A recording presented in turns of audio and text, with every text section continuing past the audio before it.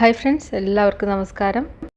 അപ്പോൾ ഇന്നത്തെ റെസിപ്പി എന്ന് പറഞ്ഞു കഴിഞ്ഞാൽ നല്ല ഔഷധ ഗുണമുള്ള കാച്ചിയ മോരാണ്. ഇപ്പോൾ സാധാരണ നമ്മളുണ്ടാക്കുന്ന കാച്ചിയ മോര് ചോറിൻ്റെ കൂടെ മോരൊഴിച്ച് കൂട്ടാൻ പോലെ ഉണ്ടാക്കില്ലേ, അങ്ങനത്തെ കാച്ചിയ മോരല്ല കേട്ടോ ഇത് കുറച്ച് നമുക്കിങ്ങനെ വയറിനൊക്കെ നല്ല പ്രോബ്ലം ഉള്ളപ്പോൾ ഒക്കെ കഴിക്കാൻ പറ്റുന്ന നല്ല ടേസ്റ്റുള്ള നല്ല ഒരു കാച്ചിയ മോരാണിത്. ഇതല്ലാത്ത സമയത്തും ഉണ്ടാക്കാം കേട്ടോ. സാധാരണ നമുക്ക് നല്ല ചൂടുള്ള സമയത്തൊക്കെ വയറ് നോർമലായിട്ട് ഇരിക്കാനൊക്കെ നമുക്കത് ഇതേപോലെ കാച്ചിയ മോര് ചോറിൻ്റെ കൂടെ നല്ലതാണ്. അങ്ങനെ അസുഖം ഉണ്ടാവണം അങ്ങനെ ഇല്ല, പക്ഷേ അസുഖമുള്ള സമയത്തൊക്കെ പ്രത്യേകിച്ച് വയറിന് എന്തെങ്കിലും പ്രോബ്ലം, വയറിളക്കം അല്ലെങ്കിൽ വയറ് കടി, പിന്നെ വയറ് കടിക്കുക എന്നൊക്കെ പറയില്ലേ, അങ്ങനെയുള്ള പ്രോബ്ലമൊക്കെ ഉള്ള സമയത്ത് ഇതുപോലെ കാച്ചിയ മോര് കൂട്ടിയിട്ട് ചോറ് ഇപ്പോൾ കുട്ടികൾക്കൊക്കെ എല്ലാം കൊടുക്കുകയാണെങ്കിൽ ആ വയറിൻ്റെ പ്രോബ്ലംസൊക്കെ മാറി കിട്ടും. ആ വയറ്റിലുണ്ടാകുന്ന ഗ്യാസ്ട്രിക് പ്രോബ്ലംസൊക്കെ മാറി ദഹനത്തെ ശരിയാക്കും. ദഹനമൊക്കെ നല്ല രീതിയിൽ ആയി കിട്ടും. ഇപ്പോൾ കാച്ചിയ മോര് കൂട്ടിയിട്ട് ചോറൊക്കെ കഴിക്കുകയാണെങ്കിൽ നമ്മളുടെ വയറിൻ്റെ പ്രശ്നമൊക്കെ മാറിയിട്ട് നമുക്ക് പൂർവാധികം നല്ല വിശപ്പും ഒക്കെ വരും, വയറിന് നല്ലൊരു സുഖം കിട്ടും. ഇപ്പോൾ ഞങ്ങളുടെയൊക്കെ നാട്ടിൽ സ്ത്രീകൾക്ക് പ്രസവശേഷം ഈ കാച്ചിയ മോര് കൂട്ടിയിട്ടാണ് ആദ്യ ദിവസങ്ങളിലൊക്കെ ചോറ് കൊടുക്കുക. അത് ആ വയറൊക്കെ നന്നാവാനും ആ ദഹനമൊക്കെ ഒന്ന് ശരിയായി കിട്ടാനും വേണ്ടിയിട്ട് ഈ കാച്ചിയ മോരും പിന്നെ അതിൻ്റെ കൂടെ സിമ്പിളായിട്ടുള്ള ഫുഡാണ് കൊടുക്കുക. വല്ല തോരൻ പോലെ മെഴുക്ക് വരട്ടിയോ പിന്നെ ഫിഷ് ഫ്രൈയോ അങ്ങനെ എന്തെങ്കിലുമൊക്കെയാണ് കൊടുക്കുക. ഞാനിവിടെ ഇടയ്ക്കിടയ്ക്ക് ഉണ്ടാക്കുന്ന ഒരു സംഭവമാണ് കേട്ടോ. കാരണം പച്ചയ്ക്ക് നമ്മൾ ഈ മോര് കൂട്ടി ചോറ് ഉണ്ണുന്നതിനേക്കാൾ കുറച്ചും കൂടി നല്ലതാണ് ഇങ്ങനെ കാച്ചിയ മോരായിട്ട് കൂട്ടിയിട്ട് ചോറുണ്ണുന്നത്. നമുക്ക് കണ്ടു നോക്കാം എങ്ങനെയാണ് ഉണ്ടാക്കുകയെന്ന്. വളരെ ഈസിയാണ്. അപ്പോൾ അതിന് വേണ്ടിയിട്ട് 2-3 സാധനങ്ങൾ ചതച്ചെടുക്കാനുണ്ട്. 3-4 ചുവന്നുള്ളി എടുക്കുക. ഞാൻ പിന്നീട് ഒന്നും കൂടി ചേർത്തിട്ടുണ്ടായിരുന്നു കേട്ടോ. അത് 4 ചുവന്നുള്ളി ആവാം. പിന്നെ വലിയൊരു കഷ്ണം ഇഞ്ചി ശരിക്കും ചുക്കാണ് എടുക്കേണ്ടത്. ഈ ഇഞ്ചി ഉണക്കിയതിനാണ് നമ്മൾ ചുക്ക് എന്ന് പറയുക. ശരിക്കും അതിനാണ് കൂടുതൽ മെഡിസിനൽ വാല്യൂ ഉള്ളത്. ഇപ്പോൾ ചുക്കില്ലാത്ത കാരണം ഞാൻ ഇഞ്ചിയുടെ വലിയൊരു കഷ്ണം എടുത്തു എന്ന് മാത്രമേ ഉള്ളൂ. അപ്പോൾ ചുക്ക് ഉണ്ടെങ്കിൽ ചുക്ക് തന്നെ എടുക്കുക കേട്ടോ. പിന്നെ ഒരു പിടി കറിവേപ്പില കൂടി എടുക്കുക. എന്നിട്ട് ഇതെല്ലാം കൂടിയിട്ട് നന്നായിട്ടൊന്ന് ചതച്ചെടുക്കുക. ഇത് മിക്സിയിലിട്ടിട്ട് അടിക്കുന്നതിനേക്കാൾ നല്ലത് എപ്പോഴും ഇതേപോലെ ചതച്ചെടുക്കുന്നതാണ്. അപ്പോഴാണ് അതിനൊരു ഗുണം കിട്ടുക. ഇപ്പോൾ കണ്ടില്ലേ, നന്നായിട്ട് ചതച്ചെടുത്തിട്ടുണ്ട്. അപ്പോൾ ഇതിലുള്ള സാധനങ്ങൾക്കൊക്കെ ഓരോന്നിനും അതിൻ്റേതായ ഔഷധ ഗുണങ്ങളുണ്ട്. ഇപ്പോൾ ചുക്കാണെങ്കിൽ അത് കുറച്ച് ഒരു ചൂട് തരുന്നതാണ് ശരീരത്തിന്.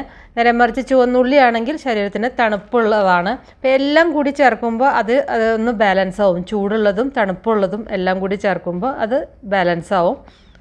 ഇപ്പോൾ ഈ ചുവന്നുള്ളിയൊക്കെ ചേർക്കുമ്പോൾ വേനൽക്കാലത്ത് നമ്മൾ പറയില്ലേ, വയറ് വല്ലാതെ ഇങ്ങനെ കടിച്ച് വയറിൻ്റെ ഉള്ളിൽ കടിക്കുന്ന പോലെ തോന്നുകയാണ്, ഇങ്ങനെ പതഞ്ഞു പോവുകയാണെന്നൊക്കെ പറയില്ലേ, അതിനൊക്കെ ഇത് വളരെ നല്ലതാണ്. നല്ല ടേസ്റ്റുമാണ് കേട്ടോ ഇത്. അല്ലാത്ത ദിവസങ്ങളിലും നമുക്കിത് ഇതുപോലെ ഉണ്ടാക്കാം. അപ്പം അതിന് വേണ്ടിയിട്ട് കടായി അടുപ്പത്ത് വെച്ചിട്ട് ഞാനിതിലേക്ക് ഒരു 1/2 കപ്പ് വെള്ളം ഒഴിച്ചിട്ടുണ്ട്. അതിലേക്ക് ചതച്ചത് ചേർക്കുകയാണ്. സാധാരണ ഇതിങ്ങനെ നേരിട്ടിട്ട് മോരിൽ എല്ലാം കൂടി ചേർത്ത് തിളപ്പിക്കുകയാണ് ചെയ്യുക. ഇപ്പോൾ ഞാൻ ഇതിലേക്ക് 1 ടീസ്പൂൺ മഞ്ഞൾപ്പൊടി ചേർത്തിട്ടുണ്ട് കേട്ടോ. 1/4 ടീസ്പൂൺ മുതൽ 1 ടീസ്പൂൺ വരെ ചേർക്കാം. മഞ്ഞൾപ്പൊടി നല്ല ചേർക്കണം.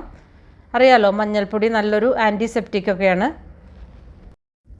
പിന്നെ ഇതിലേക്ക് വേണ്ടത് ഒരു നുള്ള് അയമോദകമാണ്. ഒരു വലിയ നുള്ള് അയമോദകം കേട്ടോ. അയമോദകത്തിൻ്റെ രുചി ഇഷ്ടമല്ലെങ്കിൽ നിങ്ങൾക്ക് ചേർക്കാതെ ഉണ്ടാക്കാം. അയമോദകം വേനൽക്കാലത്ത് മാത്രം ചേർക്കുമ്പോൾ കുറച്ച് ശ്രദ്ധിക്കുക. അയമോദകം അത്യാവശ്യം ചൂടുള്ളതാണ്. പക്ഷേ ഞാനിപ്പോൾ ഇവിടെ കുറച്ചേ ചേർക്കുന്നുള്ളൂ.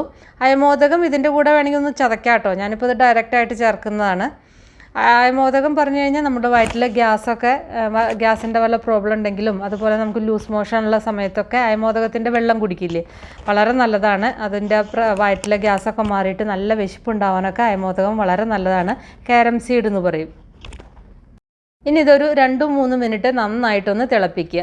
അതിലത്തെ ആ എസൻസൊക്കെ ഈ വെള്ളത്തിലേക്ക് നന്നായിട്ട് ഇറങ്ങി വരണം. ആ കറിവേപ്പിലയുടെയും പിന്നെ അതുപോലെ തന്നെ ഉള്ളിയുടെയും ഇഞ്ചിയുടെയും അതുപോലെ അയമോദകത്തിൻ്റെയൊക്കെ.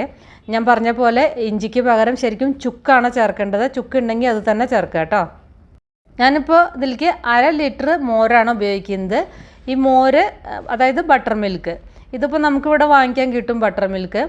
ശരിക്കും ഇതിന് മോരാണ് ഉപയോഗിച്ചിട്ട് ചെയ്യുക. അപ്പോൾ മോര് കിട്ടാത്തവർക്ക് തൈര് വെള്ളം ചേർത്തിട്ട് നന്നായിട്ട് പതപ്പിച്ച് അടിച്ചിട്ട് പിന്നെ ഇതേപോലെ വെള്ളം തിളച്ച് വന്നു കഴിഞ്ഞാൽ ഇതിലേക്ക് മിക്സ് ചെയ്തിട്ട് ചൂടാവുമ്പോഴേക്കും ജസ്റ്റ് പെട്ടെന്ന് ഓഫ് ചെയ്യണം തൈര് ചേർക്കുകയാണെങ്കിൽ. ശരിക്കും ഇത് മോര് വെച്ചിട്ടാണ് ശരിക്കും ഇത് ഉണ്ടാക്കുക കേട്ടോ. തൈരല്ല ശരിക്കും ഇതിന് യൂസ് ചെയ്യുക. തൈര് എന്ന് പറഞ്ഞു കഴിഞ്ഞാൽ വെണ്ണ എടുക്കാത്തതിനാണ് നമ്മൾ തൈര് എന്ന് പറയുക. തൈരിൽ നിന്ന് വെണ്ണ എടുത്തു കഴിഞ്ഞാൽ പിന്നെ അതിന് മോരെന്ന് പറയും. അപ്പോൾ മോരാണ് എപ്പോഴും നമ്മുടെ ആരോഗ്യത്തിന് നല്ലത്. ഇങ്ങനെയുള്ളതിനൊക്കെ മോരാണ് പൊതുവെ യൂസ് ചെയ്യുക. ഇനിയിപ്പോൾ ഇത് 2-3 മിനിറ്റ് നന്നായിട്ട് ഇതൊന്ന് തിളച്ച് വന്നിട്ടുണ്ട്. ആ സമയത്ത് ഇതിലേക്ക് ആ മോര് ഞാൻ ചേർക്കുകയാണ് കേട്ടോ. അപ്പോൾ നമ്മുടെ നാട്ടിലെ പണ്ടൊക്കെ നമ്മളിങ്ങനെ കടോല് കൊണ്ട് ഇതാക്കിയിട്ട് വെണ്ണ മാറ്റിയിട്ടുള്ള മോരല്ലേ കിട്ടുക. അതാവുമ്പോൾ തിളപ്പിച്ചാലും അത് ഇങ്ങനെ പിരിഞ്ഞു പോവില്ല. പക്ഷേ ഇവിടെയൊക്കെ കിട്ടുന്ന മോരെന്ന് പറഞ്ഞാലും അത് തിളക്കില്ല. തിളച്ച് വരുമ്പോഴേക്കും അത് പിരിഞ്ഞു പോവും. അപ്പോൾ ഇതായാലും നന്നായിട്ട് ചൂടായി വരുമ്പോൾ ഫ്ലെയിം ഓഫ് ചെയ്യണം. ഇപ്പോൾ ഞാൻ മോരൊഴിച്ചു. എന്നിട്ട് ഫ്ലെയിം ഒന്ന് കൂട്ടി വെച്ചിട്ട് ഇത് തുടരെ ഇളക്കിക്കൊണ്ടേയിരിക്കണം. ഇത് കയ്യിലെടുക്കാൻ പാടില്ല കേട്ടോ. കയ്യിലെടുത്ത് കഴിഞ്ഞാൽ അത് പിരിഞ്ഞു പോവും. എന്നിട്ട് നന്നായിട്ട് ചൂടായിട്ട് ഇതിൻ്റെ മീതെ ഇങ്ങനെ ചെറുതായിട്ട് ആവി വരുന്ന പോലെ ഇങ്ങനെ ഉണ്ടായിരിക്കും. ഇത് നന്നായിട്ട് ചൂടായി വരുമ്പോൾ ഫ്ലെയിം ഓഫ് ചെയ്യുക. ആവശ്യത്തിന് ഉപ്പ് ചേർക്കുന്നുണ്ട്. ഉപ്പ് ശരിക്കും ഈ സമയത്ത് ചേർക്കണമെന്നില്ല. നമ്മൾ ചോറിൻ്റെ കൂടെ കൂട്ടുമ്പോൾ അപ്പോൾ ഉപ്പ് ചേർത്താലും മതി കേട്ടോ.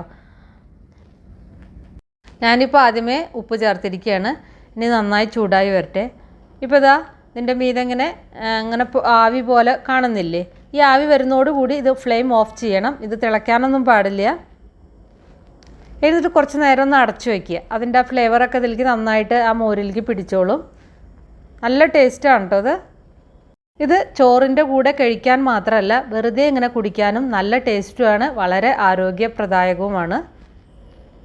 അപ്പോൾ വീഡിയോ ഇഷ്ടമായെങ്കിൽ ഒന്ന് ലൈക്ക് ചെയ്യുക, അല്ലെങ്കിൽ നിങ്ങൾക്ക് ഡിസ്ലൈക്ക് ചെയ്യാം. അതുപോലെ വീഡിയോ നല്ല ഉപകാരപ്രദമാണെന്ന് തോന്നുകയാണെങ്കിൽ ഒന്ന് ഷെയർ ചെയ്യണേ. അപ്പോൾ നമുക്ക് വേറെ ഈസി റെസിപ്പി വീണ്ടും കാണാം. താങ്ക്